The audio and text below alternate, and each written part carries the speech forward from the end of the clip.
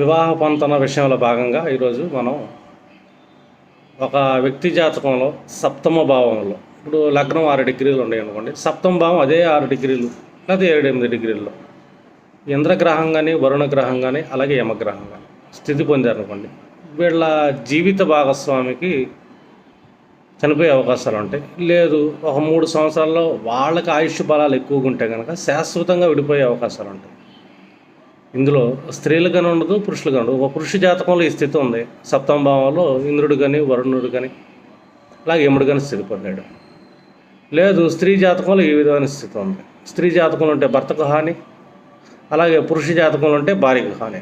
వివాహ పంతంలో ఈ విషయాన్ని ఖచ్చితంగా గమనించాలి. అయితే శాశ్వతంగా విడిపోయే అవకాశాలు కూడా ఉంటాయి.